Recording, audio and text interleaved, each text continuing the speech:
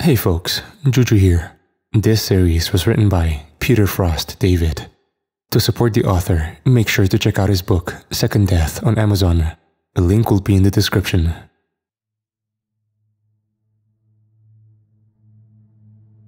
The only way this is going to make sense is if I start at the beginning. August 21, 1982. A baby girl was born shortly after midnight. I wasn't the mother's doctor, but I was the attending on the same labor and delivery floor. Even though the newborn's APGAR was good, she was clearly in great distress. The on-call pediatrician raised the child to the NICU. 20 minutes later, I was called to consult. "You want me to check on the mother?" I'm an obstetrician. I care for pregnant women and deliver their babies. Once they're born, the infants become pediatric patients. Why was I being called into the neonatal unit? "No, Dr. Kaizen, it's the child. Please come to the NICU." I heard panic creeping into my colleague's voice. The baby lay in a NICU incubator, screaming. The nursing staff stood at a distance, none of them looking at the child. They stared at the floor, or the far wall, or at me. They were experienced neonatal ICU nurses. They had dealt with every horrible condition that could possibly result from birth. But whatever was in the incubator had rattled them. "How is this an obstetrics case?" The pediatrician gestured to the incubator. "Please examine the patient, Dr. Kaizen, and tell me what you think." The baby girl looked like a healthy birth weight baby, 8 pounds or so. But her abdomen was terribly distended. She certainly had a good reason for screaming. I gently palpated the girl's bulging belly, expecting to feel signs of fluid or gas. I didn't. Instead, I felt an enlarged uterus.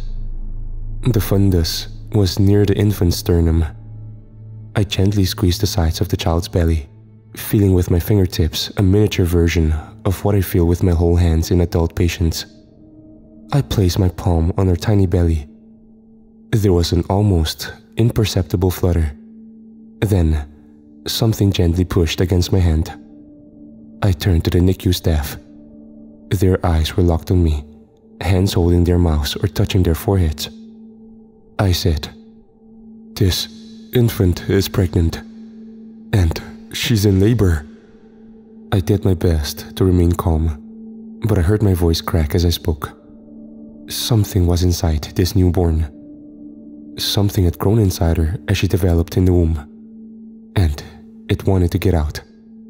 I have as much experience as the NICU nurses with the terrible effects of abnormal pregnancies.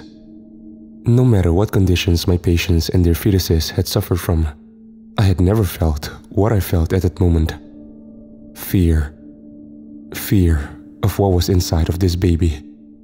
I delivered the infant's baby by cesarean section. The operation, normally performed on an adult to deliver a normal-sized child, was difficult and time-consuming due to the mother being an infant herself. When I was done, I held the infant's own baby in my hand. A tiny, 2-inch long, but fully developed and very much alive baby girl. My fear dissipated and was replaced with a more ordinary sense of concern. This impossible little baby who, only 2 hours earlier, filled me with fear, was in the end still a baby. She needed to be cared for. Premature babies, children born months too soon, require extreme interventions to keep them alive. Lungs, for example, require nearly 9 months to mature.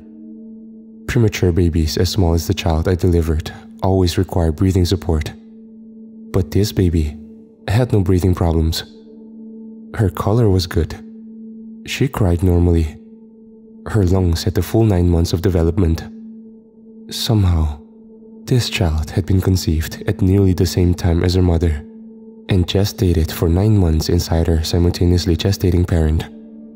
This, of course, is impossible. "How did you get here?" I asked her as I gently lay her in her own NICU incubator. "Don't answer that," I said. I think I'll be better off if I don't know.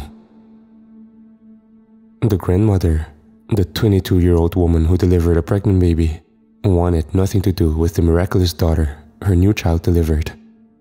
She referred to her granddaughter as the excess tissue you removed from my baby.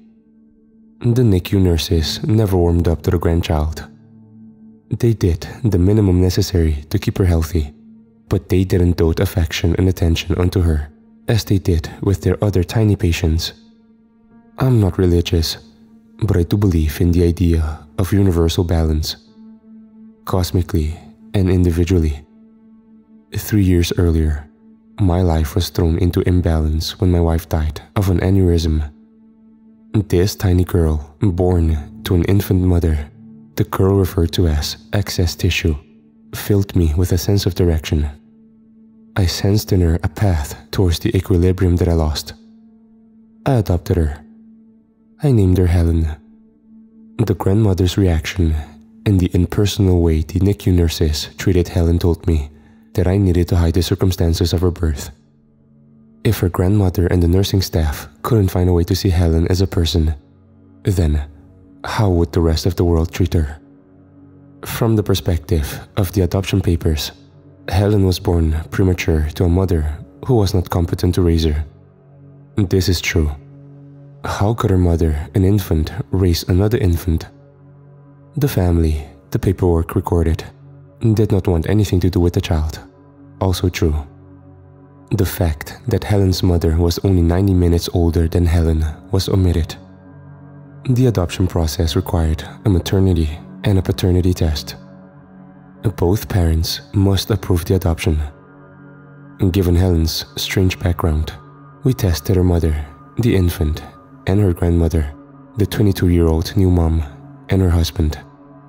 The DNA analysis proved that the infant who bore Helen was indeed Helen's mother. The 22-year-old mom and her husband were Helen's grandparents. The implication is astounding. 9 months before Helen was born, some unknown male DNA entered her mother, who had yet to be born. That DNA somehow combined with the mother's, and Helen began to exist. I raised Helen, and she grew up. She was a normal kid. Mostly. I hate to gloss over or trivialize our happy years together.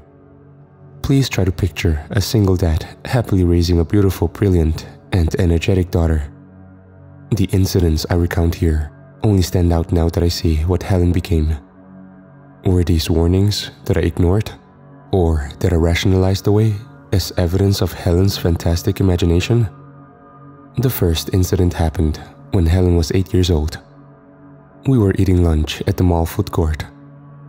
I was talking to her, and I paused for her to respond. She didn't. Her attention was laser-focused on something on the other side of the seating area. I turned and followed her gaze. Another girl, about the same age as Helen, stood in line with her mother to get pizza. I got a sick feeling in my gut when I realized who the mother was. I had only met Helen's grandmother a few times, but I remember what she looked like. The little girl ordering pizza was Helen's mother. The woman was Helen's grandmother. At the time, Helen had no idea that she was adopted. "Why are you looking at those people, Helen?" "I'm looking at the girl. I want to eat her." "Why? Why do you want to eat another person?" "Not any person, Dad. Just her." "Helen, that's not an appropriate thing to say." "I know, but it might help me get out one day." "Get out? Out of what?" She never answered. The second strange event occurred when Helen was 10, during a visit to the Metropolitan Museum of Art in New York. We wandered the galleries together. I paid more attention to what Helen found interesting than to the art itself.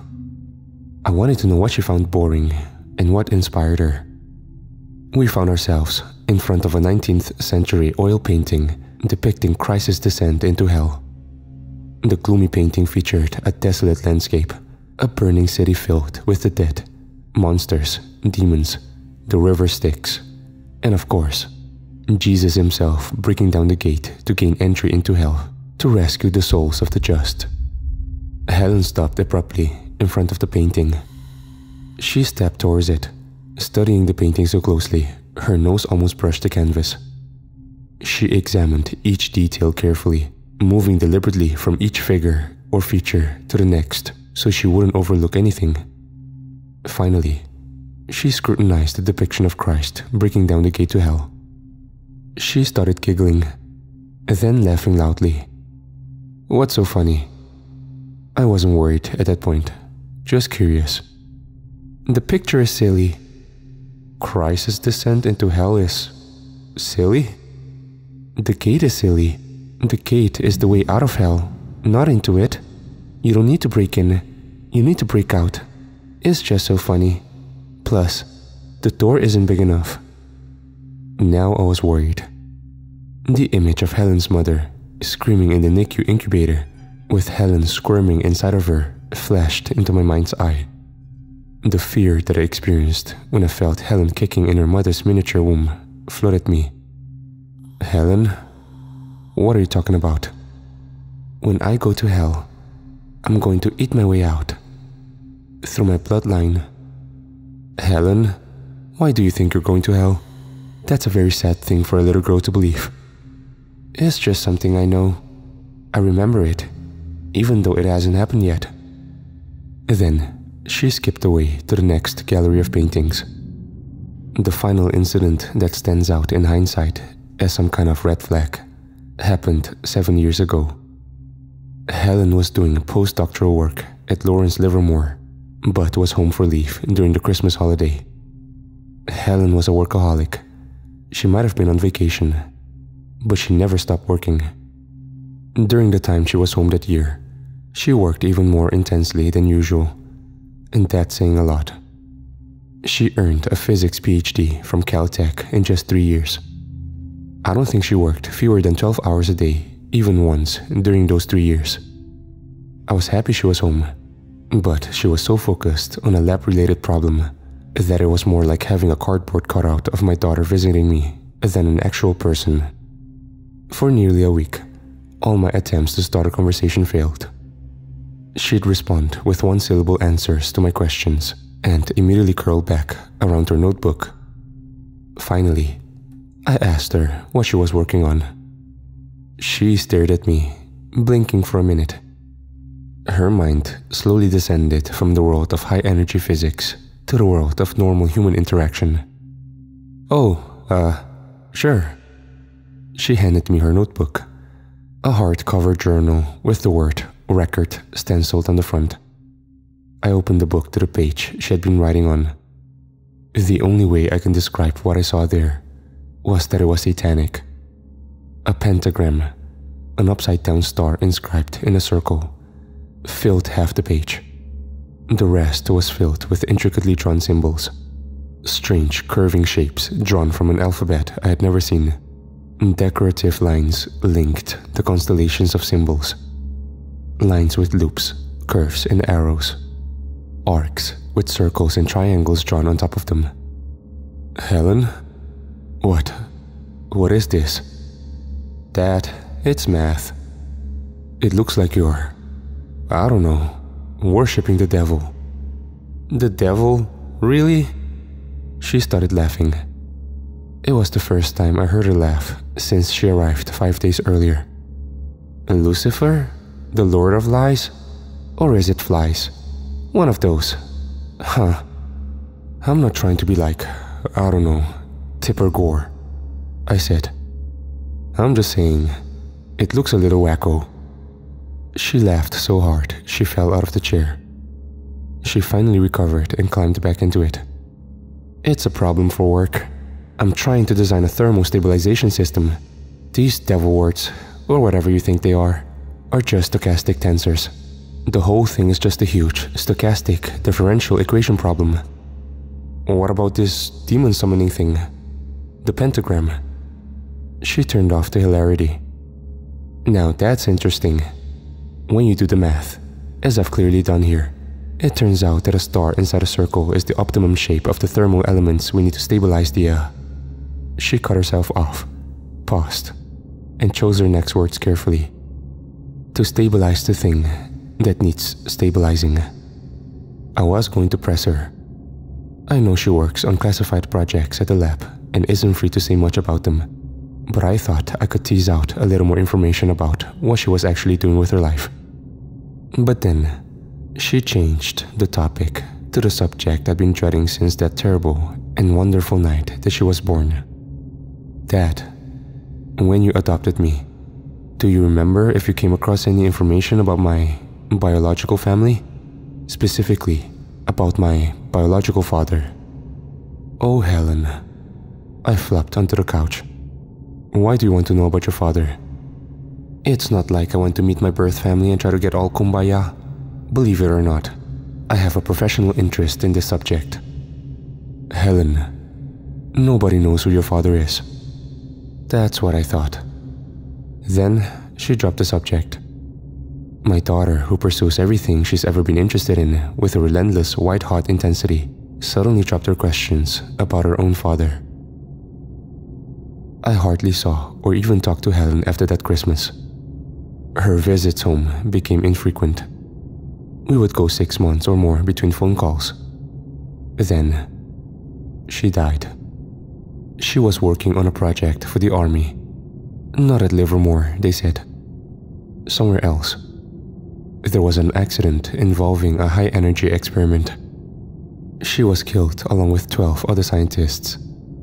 Their bodies were vaporized. There were no remains. Losing a wife and a daughter is too much for one lifetime. I couldn't work after that. I had to retire. I grieved. I tried to kill myself. I spent 3 weeks in an institution. I somehow inched my way back to something that looks like a functional person. Then, the mail started showing up. The army apparently never stopped sending her paychecks. 6 months after Helen died, a rubber band-bound bundle of pay stubs with her name but my address arrived in my mailbox. W-2 forms showed up next. Paperwork for benefits enrollment. Retirement account statements showing ongoing contributions. The paperwork that modern life produces kept coming. I called her HR office dozens of times. Their answer was always the same. We're sorry for the confusion. We'll look into it. Then, an envelope from a company named Parental DNA Analysis appeared in my mailbox. It was addressed to Helen. I tore it open while standing in the driveway. It contained the results of a paternity test. Child: Helen Kaizen. Father: hair sample supplied by client. Probability of paternity: 99.9999998%. Somehow, before she died, Helen had found her father. She had found the person whose DNA entered her mother's embryo and, contrary to everything known about human development, produced a child. Or she had at least produced a hair sample from the men who contributed half her genome. I saw Helen. She's changed. I was returning from running errands when she arrived at my house. I knew something was happening when I turned into my neighborhood. The streets were full of dogs. What looked to be every neighborhood dog, Labradors, Chihuahuas, and everything in between were running around like crazy. They were barking, growling, crying, jumping, and nipping at the air. Their owners were futilely running after them. I pulled into my driveway. There was a package next to the door. It was addressed to Helen. I lugged the heavy cardboard box into the living room. The package was only the size of a banker's box, but it was as heavy as a box of rocks. I sighed. Why was Helen's death nearly as strange as her birth? I wondered what I would be doing at that moment if the aneurysm hadn't taken my wife 2 decades earlier. Would I be happier? I opened the box. Inside was a steel case, the kind of case you'd use to ship something expensive and fragile. A post-it was stuck to the top of the steel case. On it, someone had written, "Dad, open this ASAP." I pulled the steel case out of the cardboard shipping box and thunked it down on the dining room table. I undid the heavy-duty latches and opened it. Inside was a tablet computer. Underneath that was hard plastic case. Another post-it note was stuck to the tablet screen. Turn me on. I did.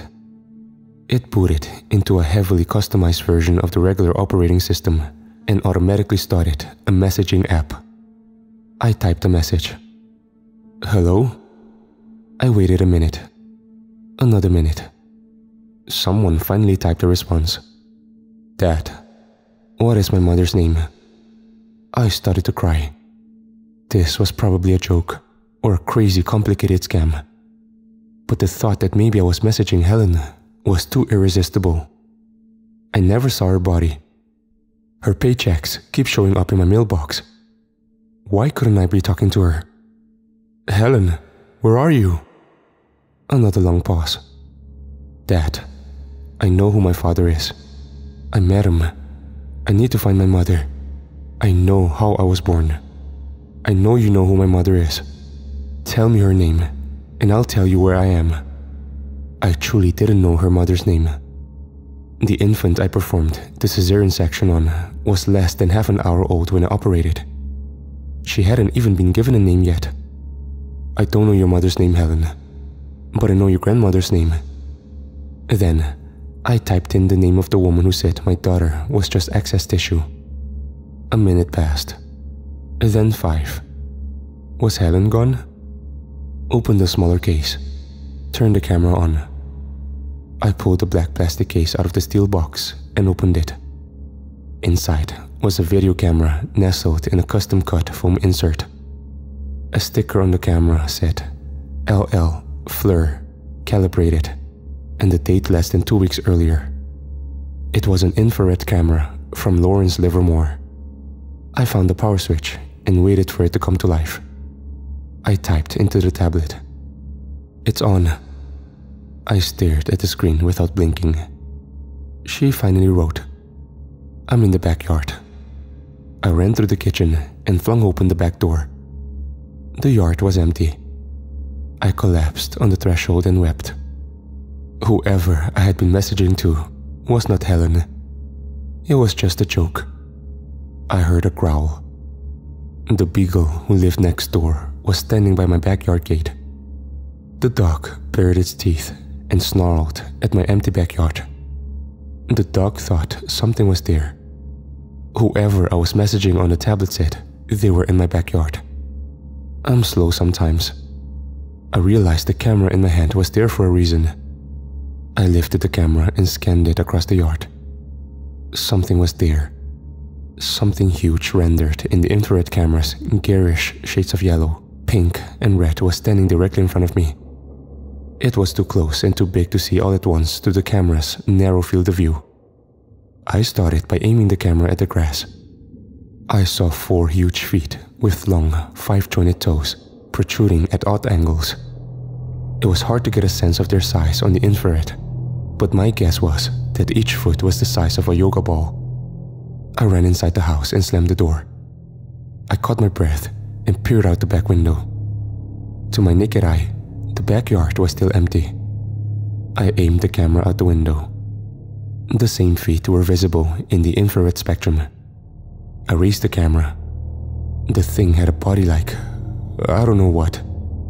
An upside-down dog merged with an octopus. It made no sense. Appendages with 12 elbows sprouted irregularly from the body. The arms or tentacles, or whatever you'd call them, ended in hoofs, bird feet, and human-like hands. One of the hands held a tablet computer identical to the one I left on the living room table. A face was senselessly placed on the side of the thing's body. There was no neck, nothing to even suggest a hit. Just the face stuck on the body like an afterthought. I aimed the camera at the face. The autofocus worked for a moment, and the face became clear. It was Helen. She smiled.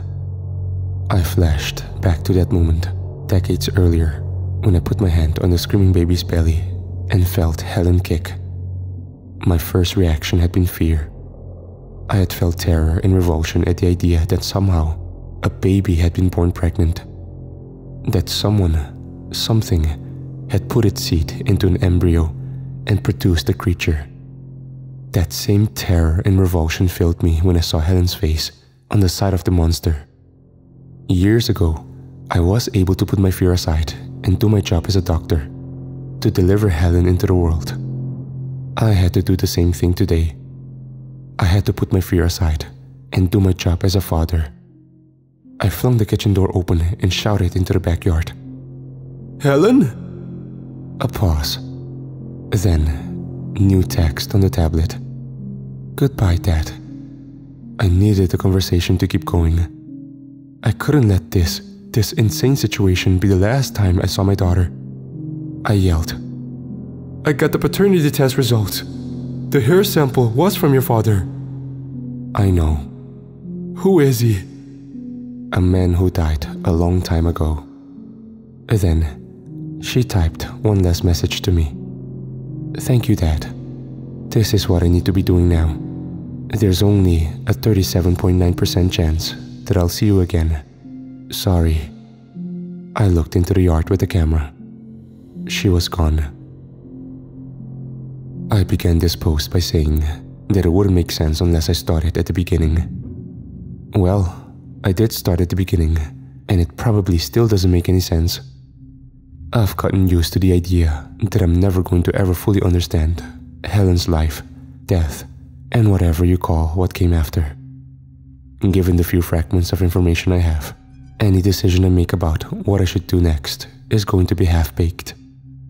But, baked or not, choosing a course of action will at least feel like forward motion. If I move forward long enough, then maybe I'll escape the despair that Helen left me with. There's one more thing I want to document here. If there's anyone that cares about what I've done and what I'm about to do, maybe it will help them understand my reasons. I stayed in bed for 3 or 4 days after I saw Helen, or the thing that wore her face. I got up a few times to trash the house, throw plates and glassware around, and knock over furniture. Eventually, I had to clean up. The last thing I put away was the steel box that held the tablet and the camera. As I was putting the items back in the box, I discovered something at the bottom of the steel container. The notebook Helen brought home for our last Christmas together. The notebook that I said looked like it belonged to a devil worshipper. I found the page that Helen was working on during that Christmas vacation.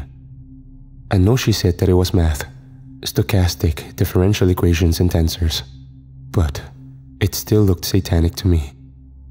The rest of the journal was filled with her research work. Most of the remaining 50 pages held nothing but math. Some of it looked like the satanic runes on the page with the pentagram, and some held the standard curvy integral sign and Greek letters that I remembered from my college calculus classes. Something on the last page caught my eye. A mass of computations that started 12 pages earlier ended with this line: selection ratio equals 0.379. The last thing Helen wrote to me included that same number. There's only a 37.9% chance that I'll see you again. I have spent the last 3 months studying those 12 pages of calculations. The main thing I've learned was that Helen was far more brilliant than I realized. Whatever problem she worked on those last 12 pages drew from the fields of probability, statistics, game theory, population dynamics, Bayesian analysis, and non-Euclidean geometry. I went over it through the notebook again and again. What was 37.9%? What was she calculating? As far as I can tell, which isn't very far, she was studying some attribute of people who have died. There is nothing conclusive in her notebooks, so I have to guess. Based on data gathered in high-energy physics experiments at Lawrence Livermore, Helen calculated that 37.9% of people who die continue to experience some form of existence after death. With one exception, I don't regret anything that I've done in Helen's impossible life. I would do it all over again, From performing a cesarean section, to adopting the child I delivered, to saying goodbye to whatever it is she became. The only regret I have is that I didn't learn her mother's name. I often think back to the day in the mall when Helen was 8 years old. She had no idea that the girl on the other side of the food court was her mother. But Helen sensed something. Not a maternal bond or a vague sense of familiarity. Whatever 8-year-old Helen sensed in that child activated something dark inside of her. Helen said, "I want to eat her." I think she meant it literally. 8-year-old Helen said that eating her mother might help her get out one day. I don't know what she thought she needed to get out of, but if helping Helen get out of something she's stuck in can return me to her, then I'm going to help. I went online. I went to the courthouse and dug through moldering adoption paperwork. I hired a private investigator. I dug into the past and discovered the name of the infant who was my surgical patient on that terrible and wonderful night in 1982. That baby is an adult now. I found her address, her employer, her credit history. I don't care about HIPAA regulations, privacy agreements, or anything like that. I gathered, bought, and stole all the information I could find about the family that I adopted Helen from. The box that contained that tablet, camera, and her notebook had a return address label on it. A P.O. box in Livermore, California. I put everything I learned about Helen's mother into an envelope and sent it to that P.O. box. One more task remains. A task that has a 37.9% chance of success. I need to see my daughter again. I need to exist in a universe where she also exists. I have decided to kill myself. It wasn't an easy decision. It was based on imperfect information and guesswork about Helen's research. But death feels like a forward motion. Motion towards an existence where I can be with my daughter. Posting this strange memoir is my final living act.